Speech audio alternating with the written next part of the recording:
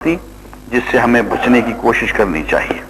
और सूरह ताहा की आखिरी आयतों में वअमुर अहलक बिस्सलाह वस्तबिर अलैहा, आयत नंबर 132 और बहुत अहम आयात में से है, और ये उन आयात में से है जिन्होंने हुजूर अकरम सल्लल्लाहु अलैहि वसल्लम की जिंदगी के रुख को बदल दिया।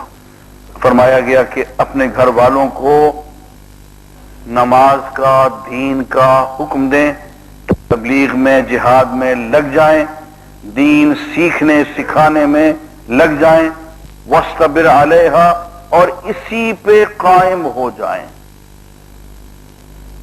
ला नसअलुका रिज़्क़ा, हम आपसे रिज्क कमवाना नहीं चाहते।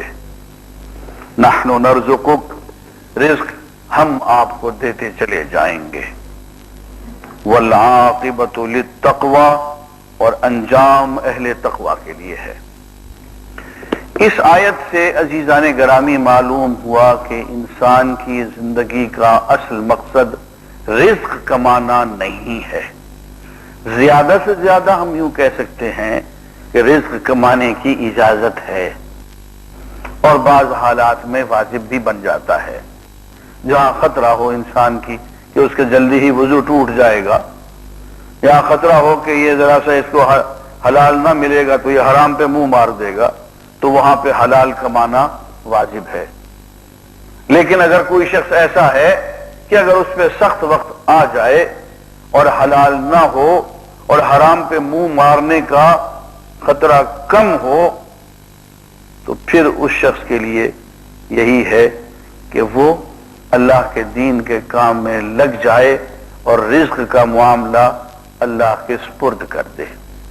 यही वजह है कि हुजूर अकरम सल्लल्लाहु अलैहि वसल्लम ने इस आयत के नाजिल होने के बाद कभी तिजारत नहीं की। आप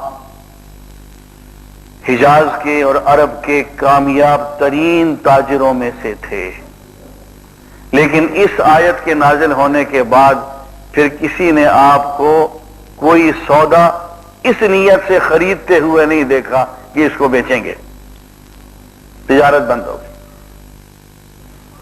सारे का सारा काम रिस्क कमाने का सब खत्म हो गए, छोड़ दिया बिल्कुल। और सिर्फ हुजूर ने नहीं छोड़ा, हुजूर के साथ एक बहुत बड़ी जमात भी शामिल हो गई, जिन्होंने अपनी पूरी जिंदगी और उसके एक एक सेकंड को, मिनट को दीन के लिए वक्फ कर दिया। दोस्तों, ये सबके लिए जरूरी नहीं है। हाँ, ऐसा ना कहें आपको, जैसे जो कल डॉक्टर साहब दर्स में कह रहे थे कि मुलाजमतें छोड़ दो, दुकानें छोड़ दो, मैं ये नहीं कह रहा हूं। लेकिन मैं इतना जरूर कहूंगा कि ये मुलाजमत हो या दुकान हो या ज़राअत हो, ये सानवी चीज है।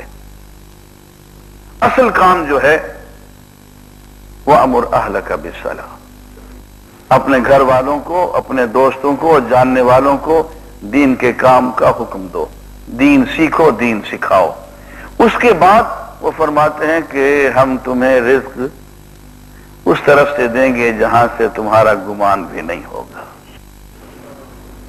वयर्ज़ुक़हु मिन हैसु ला यहतसिब, जहां से उसको उम्मीद नहीं होगी, गुमान नहीं होगा, ख्याल नहीं होगा, वहां से हम रिज्क की बारिश कर देंगे। अजीज़ान गिरामी, सहाबा कराम और खास तौर पर वो बड़े बड़े सहाबा, उनमें सैयदना उमर फारूक का खुद अपना बेटा शामिल है, वालिद को छोड़ के हुजूर के साथ आके सुफ़ा में ठहर गया। ठहरे हुए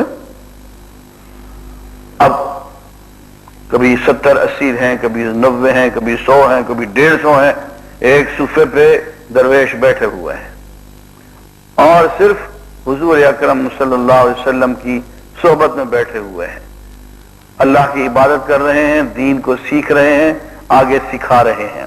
हुजूर से जो कौल सादिर होता है, जो अमल सादिर होता है, हुजूर की जो अदा उनकी नजर में आती है, उसको नोट कर लेते हैं, उसको याद कर लेते हैं, उसको दूर दूर तक आगे जाके लोगों को बताते हैं, और उसके बाद फिर आके वहीं बैठ जाते हैं।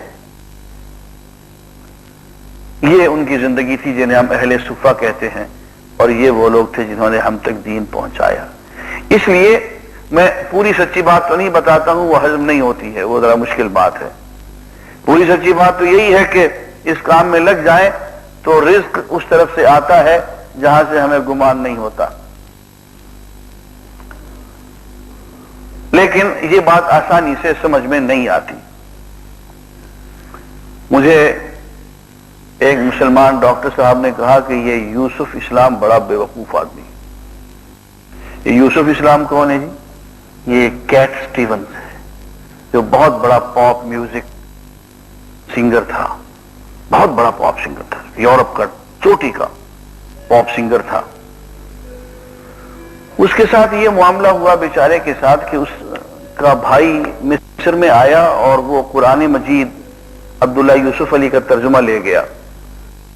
وہ اس کے یہاں پڑھا ہوا تھا تو کیٹ سٹیونز کی نظر پڑی تو اس نے قرآن مجید انگریزی میں ایک مرتبہ ایک سرے سے دوسرے سرے تک پڑھ لیا، اور اس کے بعد وہ کہتا ہے میں نے پھر ایک سرے سے دوسرے سرے تک پڑھ لیا.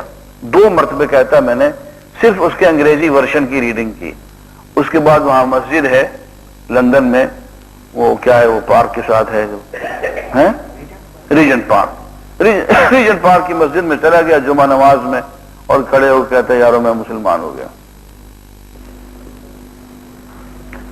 اچھا، اب وہ ایک صاحب نے کہا کہ یہ یوسف اسلام بہت ہی بے وقوف آدمی.